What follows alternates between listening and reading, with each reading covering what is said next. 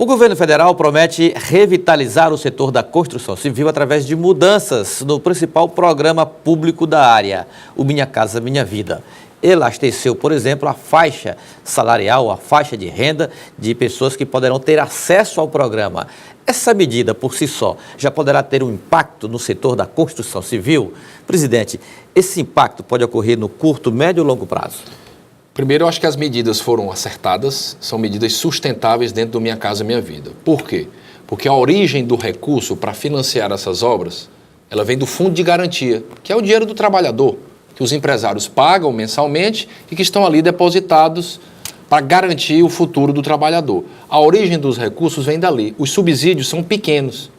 Hoje, para você ter uma ideia, Elivaldo, se você observar da faixa 1,5 até a faixa 3, que inclusive foi ampliada acertadamente, o governo federal entra apenas com 10% de subsídio. O restante é bancado pelo Fundo de Garantia, que é o dinheiro do trabalhador da própria população.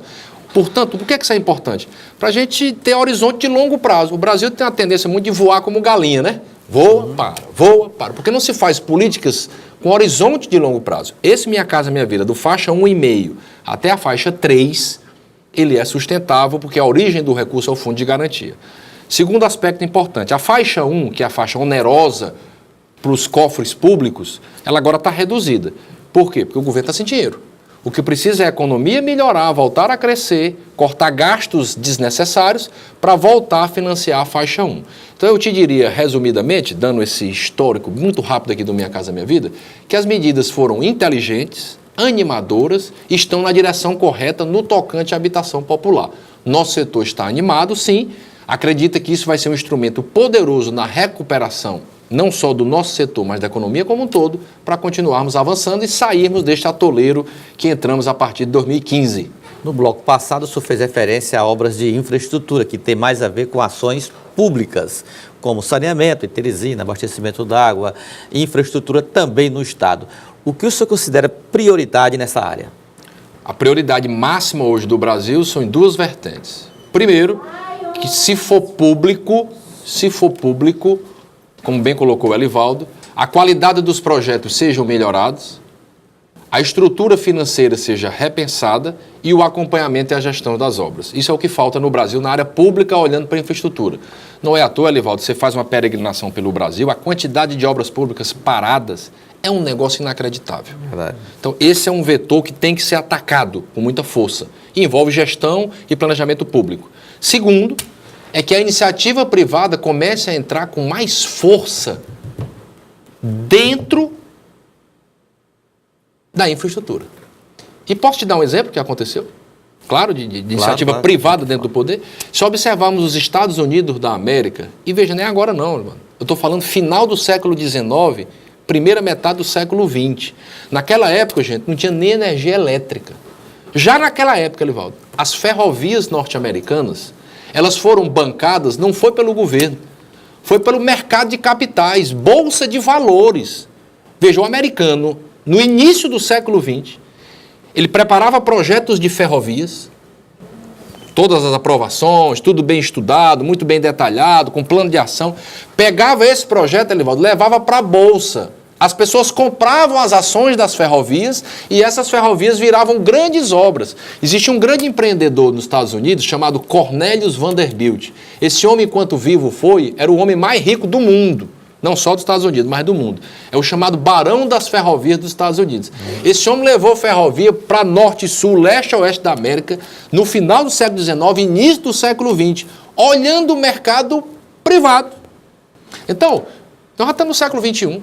Eu acho que chegou a hora do Brasil começar a aprender e entender que infraestrutura de qualidade pode ser regulada pelo governo, sem dúvida nenhuma, mas pode ser tocada e trabalhada pela iniciativa privada. O poder público segura para não deixar o empresário explorar a sociedade, ele regula, por isso que tem que ter as agências reguladoras, ativas, operantes, apartidárias e a iniciativa privada entrar com muita força, que são, entre outras coisas, as PPPs. Mas aqui já estão em andamento algumas iniciativas relacionadas à parceria público-privada. Por exemplo, aqui mesmo, em Teresina, na subconcessão para abastecimento d'água e esgotamento sanitário. Há outros modelos também em gestão de equipamentos públicos, concessões. Qual seria o formato ideal para permitir, inclusive, segurança jurídica? Porque, geralmente, essas iniciativas iniciativas acabam na justiça e atrasam muito mais? Excelente pergunta, Livaldo. A base, em primeiro lugar, para o PPP funcionar bem, é que quem regula seja muito organizado. Estou falando aqui de agências reguladoras.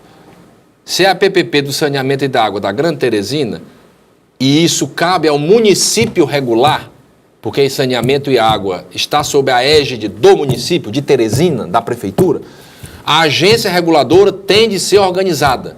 Margaret Thatcher, na Inglaterra, chegou a dizer o seguinte: não há como fazer concessão ao PPP se não tiver agência reguladora forte. Por quê, Livaldo? É importante a população entender isso.